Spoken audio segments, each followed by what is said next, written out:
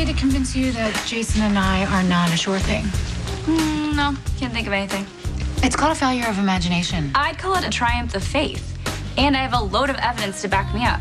What's that? First of all, you could have just left the papers at Jason's, but you chose not to. It was my anniversary. It wasn't the right time. And have you not had any other time since then? What? Thank you. Point for me. Later that night, you were also drawn to Noodle Buddha. Have you ever had their lo mein? It's delicious. To the site of your wedding to Jason, who was also mysteriously drawn? That doesn't prove anything. You're right. But this does. When you came face to face to Jason at Noodle Buddha, did you two act and behave like any other couple would behave on the verge of divorce? Did you turn tail and run? Did you coldly ignore each other while playing with your poo-poo platters? Did you get into a knockdown, drag-out, Kill Bill Volume 3 fight? No. You kissed. And the divorce papers remain to be mysteriously undelivered. Your Honor, the prosecution rests. The defendant, Samantha McCall Morgan, remains in love with her not yet ex-husband, Jason. So wait, you and Spinelli? No, not me and Spinelli. Not at the moment, anyway. Can there even be a Maxie and Spinelli when you're married to Matt? That's my point exactly. Thank you. See, it is not so simple. Do you want there to be Spinelli and Maxie? Under the right I circumstances. think she does. This time, Spinelli's the one with the reservation. He doesn't have reservations. He hates me. He doesn't hate you. You just hurt his feelings and walked all over him. Thank you for the support, girlfriend. You and Spinelli balanced each other out perfectly, and it broke my heart when you two fell apart. But what was worse was watching him pine over you and hang on your every word when you suddenly decided that you were supposed to be with Matt. Everyone thought I should be with Matt. Not me. Not me. Matt didn't understand the self-destructive, guilty spiral that you went through after Robin died, but Spinelli did. He did everything that he could to help you, and you rejected him. You kept telling him to go away, and he finally left. But that doesn't translate to hatred. No? What does that translate to? To you having to make the first move. And maybe this time you can work at it a little. What if I don't know how to do that? Spinelli, I already told you, it's over. Sam's baby He's alive. Okay, listen to me. They tested his DNA against Sam's. It's not a match. Said DNA sample was not tested against Miss Delgado. Okay? There's no evidence tying that infant to the woman that is raising But him. the test ruled out any relationship between Sam and that baby. Which flies in the face of all the evidence. And I intend to find out why. Whoa, whoa, whoa. Look, miss, this is a private party, which means it's not open to the public. Actually, I'm an invited guest. See, I have a text message. And I will do so with her help. Contacts from the hospital lab? Her name's Ellie, after her great aunt. Trust me, I am not interested in your oil-laden carbohydrates or your hyper-masculinized bourgeois carcinogens. Are those Cubans? Interesting girl. She's intelligent, well-spoken, knowledgeable in many of the scientific and technological arts. She's cute. Maybe you guys should... She does have a certain effervescent appeal. Ellie! Let me get this straight. You want me to drop everything and sail away with you forever? Yes. It'll be an adventure. I have a daughter. We'll take her with us. Where would we go on this adventure? Wherever you want. We will spin a globe and go places that you've always wanted to visit and discover places that you never even knew existed. You realize this isn't remotely realistic. Yeah, come on, we'll hop around and we'll finally settle in someplace where no one can find us. I mean, where no one can bother us. Please, Carly, come with me. You want me to take my daughter and run away with you? Why? That wasn't no hallucination. No, I'm sure it was, honey. Tell me what you saw. I saw you hanging all over Milo like some kind of lovesick octopus. Oh, I was just calming him, Olivia. He was terrified that Sonny wouldn't appreciate him moonlighting as a stripper at my bachelorette party. And you know what? He has a point. Okay, that does not change the fact that he had your lipstick all over his face. Olivia, I would never kiss Milo. As tempting as it was after his tour de force tonight. I know what I saw. Didn't you say that the doctors are still trying to find a drug to combat your episodes? Yeah, so real. Honey, they always look real, right? Like when you saw the devil in Ewan's face and when you thought it was raining on top of the hospital roof. Come here. I love Sonny. I would never do anything to hurt him. But Connie would.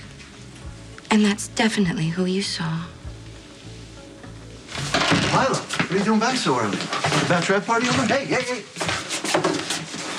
Yeah, I think so. I think it. What do you mean you think so? You're supposed to keep an eye on Kate. Is that lipstick on your neck? Look, I don't think Trey is gonna get in between you and Star, but I've been a cop a long time, and I can tell when there's something off about someone, and there's something off about Trey. He's a hustler, a con man. He's got an agenda. Now you got that right. Okay, so I don't want you and Star getting involved in whatever the hell it is Trey's involved in. It's bad enough he's already got his hooks into Christina. I tried everything I could to stop that from happening. Look, no one's blaming you. You're right Michael. about him having an agenda. I mean, you should have seen him at the chapel, scrambling to cover his ass, and Christina was believing every word that he said. Well, sure, she doesn't want to believe that the guy she just married is using her. I lost it. At a point. How bad? If Star didn't pull me off of him when she did, I could have done some serious damage. Michael, you got to be careful, man. Trey is exactly the kind of weasel who will press charges against you, and with your record, you cannot afford that. I know. Yeah, I know. I'm trying very hard to stay out of it. So what? Sonny's taking care of it, right? So what's his plan, Trey? I don't know about any plan. Huh? Is that just the stance you're taking? Or did Joe Jr. cut you out of the loop, huh? I told my father to lay back That's because I very didn't want to hurt protective, very Christina. chivalrous, but then you lied into my daughter's life. You prey on her feelings. Get over there. And her innocence.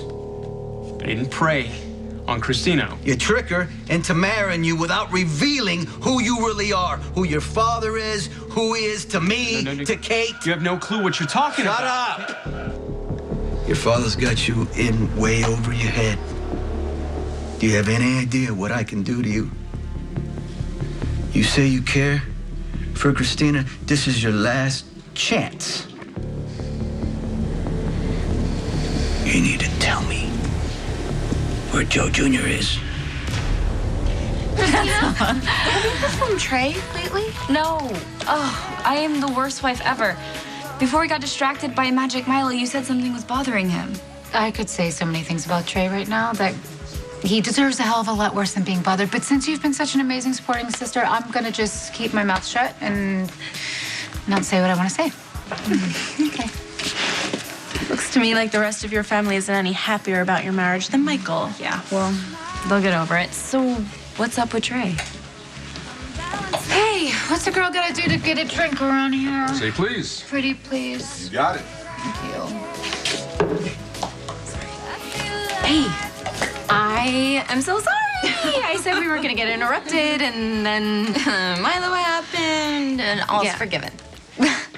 So, what were you saying again? Oh, it was nothing. Well, obviously it wasn't nothing. I'm not trying to pressure you, but it just seemed like something was really bothering you. Something was before, but it was... I mean, it was about Jason, right? Is that... I mean, I promise you there will be absolutely no more interruptions. If you want to talk, I totally mean it.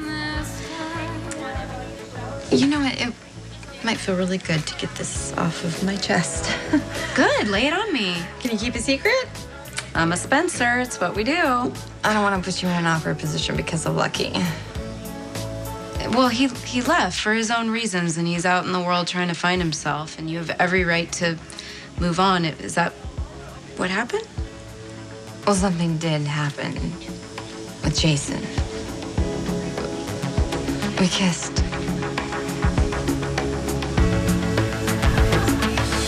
What's really going on here? Nothing. I just had an impulse to get away. We said no more secrets, Johnny. And now you want to run away, and you want to take me and Jocelyn with you. So what's going on here? Is it the mob, the money, and everything that you owe them? Because I have money, you know. No. It's not about the money at Then all. why? It's not. Why? Why uproot our lives and sail away? I mean, it sounds incredibly romantic, but it's not at all practical. Forget practical. It's overrated. Jax may have a problem if I sail away with his daughter. And how would you explain it to Lulu if you sail away with her club?